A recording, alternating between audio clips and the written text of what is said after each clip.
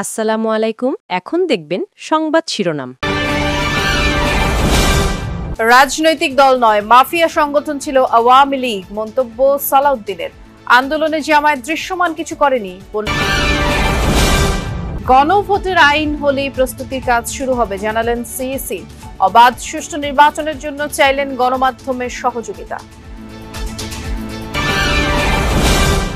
জাতীয় স্মৃতিসৌধে সফররত ভুটানের প্রধানমন্ত্রীর শ্রদ্ধা। যমুনায় প্রধান উপদেষ্টার সাথে দ্বিপাক্ষিক বৈঠক, দুটি সমঝোতা স্মারক সই। আবারও রাজধানী সহ বিভিন্ন স্থানে 4.3 মাত্রার ভূকম্পন অনুভূত। নরসিংদীতে ভূতত্ত্ববিদদের ফাটল পরিদর্শন। এতক্ষণ দেখছিলেন সংবাদ শিরোনাম, এখন দেখবেন বিস্তারিত। শেখ হাসিনা সরকারের পতনের শেষ 10 বছর দৃশ্যমান কোনো আন্দোলন করেনি জামায়াত, এমন অভিযোগ বিএনপি মহাসচিব মির্জা ফখরুল ইসলাম আলমগীরের।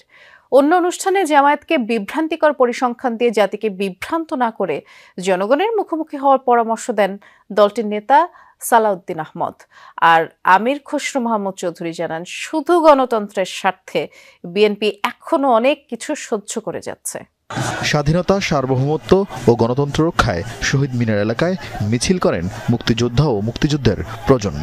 চেতনার ব্যবসা করতে করতে এর আগে আলোচনা সভা করেন তারা। অনুষ্ঠানে বিএনপি স্থায়ী কমিটির সদস্য সালাউদ্দিন আহমদ বলেন, আন্তর্জাতিক মান বজায় রেখেই শেখ হাসিনার মামলার রায় হয়েছে, এর বাস্তবায়নও হবে। এ সময় জনদাবির সাথে সম্পৃক্ত হতে জামায়াতকে পরামর্শ দেন তিনি। আন্দোলন থেকে রাতারাতি সরে আসা একটু লজ্জা শরমের ব্যাপার আছে, কিন্তু জাতীয় রাজনীতিতে কৌশলে জনদাবির সাথে একাত্মতা পোষণ করা অত্যন্ত জরুরি। যমুনার সামনে অবস্থান দেওয়ার ঘোষণা দিয়ে যমুনা থেকে সরে এসে এখন গঙ্গার কিনারে দাঁড়িয়েছেন। আশা করি আপনারা ভবিষ্যতে জনগণের ময়দানে, নির্বাচনের ময়দানে অতি শিগগির আপনারা অবতরণ হবেন। রাজধানীর ডিপ্লোমা ইঞ্জিনিয়ার্স ইনস্টিটিউশনে এক আলোচনা সভায় বিএনপি মহাসচিব মির্জা ফখরুল বলেন, বেহেশতের টিকিট বিক্রির নামে মানুষকে বোকা বানাচ্ছে জামাত। জামাতের টিকিট কাটলে জান্নাতের টিকিট কাটা হবে। কোথায় আছে আমাকে বলুক, তারা দেখিয়ে দিক কোথায় আছে। এবং এটা ঠিক না, ধর্মকে ব্যবহার করে রাজনৈতিক ফায়দা নিয়ে নেওয়া, এটা কখনোই আপনার ইসলাম এই কথা বলে না। গত 10 বছর কিন্তু আমরা তাদের এই ফ্যাসিস্ট হাসিনাকে পরাজিত করবার জন্য ভিজিবল দৃশ্যমান কোনো কাজ দেখিনি। ত্রয়োদশ জাতীয় সংসদ নির্বাচন ও গণভোট একই দিনে আয়োজনের প্রস্তুতি নিচ্ছেন নির্বাচন কমিশনার। আর এর জন্য অন্তর্বর্তী সরকারের চিঠিও পেয়েছে ইসি। তবে একই দিনে দুটি বড় আয়োজন কমিশনের জন্য বড় চ্যালেঞ্জ বলেই মনে করছেন সিইসি। আইন না হওয়া পর্যন্ত গণভোট ইস্যুতে কমিশন কিছু করতে পারবে না বলেও জানিয়েছেন তিনি।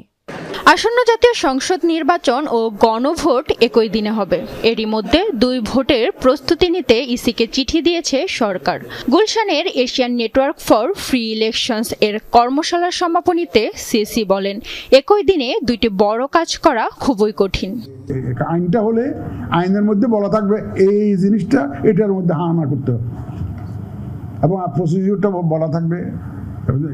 আইনটা না হলে আমার অ্যাকচুয়ালি প্রস্তুতিটা আমরা নেওয়া আমাদের জন্য ডিফিকাল্ট। আমি তো আন্দাজের উপর একটা প্রস্তুতি নিলাম, তারপরে অন্যরকম একটা প্রভিশন আসলো, তাহলে তো একটা সমস্যা।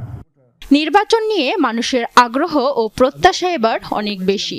একই সঙ্গে রাজনৈতিক বাংলাদেশ ও ভুটানের মধ্যে স্বাস্থ্য সহায়তা ও ইন্টারনেট সংযোগ সংক্রান্ত দুটি সমঝোতা চুক্তি সই হয়েছে। ভুটানের প্রধানমন্ত্রী শেরিং তবগের নেতৃত্বে ভুটান বাংলাদেশ দ্বিপক্ষীয় বৈঠক শেষে চুক্তি সই হয়। বিকেলে প্রধান উপদেষ্টা ডক্টর মোহাম্মদ ইউনূসের সাথে একান্ত বৈঠকও করেছেন ভুটানের প্রধানমন্ত্রী। বিকেলে প্রধান উপদেষ্টার কার্যালয়ে যান সফররত ভুটানের প্রধানমন্ত্রী শেরিং তোবগে। এ সময় তাকে স্বাগত জানান প্রধান উপদেষ্টা ডক্টর মোহাম্মদ ইউনূস। আনুষ্ঠানিকতা শেষে নিজ নিজ দেশের প্রতিনিধিদের নিয়ে বৈঠকে বসেন দুই সরকার প্রধান। বৈঠক শেষে স্বাস্থ্য সহায়তা ও ইন্টারনেট সংযোগ সংক্রান্ত দুটি সমঝোতা চুক্তি সই হয়। দুপুরে রাজধানীর একটি হোটেলে ভুটানের প্রধানমন্ত্রীর সাথে সাক্ষাৎ করেন বাণিজ্য উপদেষ্টা শেখ বশির উদ্দিন। দুদেশের মধ্যে কিভাবে বাণিজ্য আরও বাড়ানো যায় সে বিষয়ে আলোচনা করেন তারা। ভুটানের প্রধানমন্ত্রী শেরিং টোকবের সাথে সৌজন্য সাক্ষাৎ করেন পররাষ্ট্র উপদেষ্টা তৌহিদ হোসেন। এর আগে সকাল 8:30টায় ঢাকায় পৌঁছালে শাহজালাল আন্তর্জাতিক বিমানবন্দরে ভুটানের প্রধানমন্ত্রীকে স্বাগত জানান প্রধান উপদেষ্টা ডক্টর মোহাম্মদ ইউনূস। দেয়া হয় গার্ড অব অনার। এরপর ভুটানের প্রধানমন্ত্রী সাফারের জাতীয় স্মৃতিসৌধে মহান মুক্তিযুদ্ধের বীর শহীদদের প্রতি শ্রদ্ধা জানান। শুক্রবারের শক্তিশালী কম্পনের পর আবারও রাজধানী সহ বিভিন্ন স্থানে ভূমিকম্প। এবার কম্পনের মাত্রা 4.3। এখন পর্যন্ত কোথাও ক্ষয়ক্ষতির তথ্য পাওয়া যায়নি। এর আগে 24 ঘন্টার ব্যবধানে সকালে ভূমিকম্প হয়, যার উৎপত্তি স্থল ছিল ঢাকা থেকে 29 কিলোমিটার দূরে নরসিংদীর পলাশে, যদিও অনুভূত হয়েছে আশুলিয়ার বাইপাইলে। ভূমিকম্প গবেষণা কেন্দ্র জানিয়েছে রিক্টার স্কেলে ওই ভূমিকম্পের মাত্রা ছিল 3.3। সকাল 10:36 আশুলিয়ার বাইপেল এলাকায় ভূমিকম্প হয়েছে এমন তথ্য দেয় আবহাওয়া অফিস। পরে ভূমিকম্প পর্যবেক্ষণ ও গবেষণা কেন্দ্র জানায় রিক্টার স্কেলে এর মাত্রা 3.3। এবার উৎপত্তিস্থল নরসিংদীর পলাশ।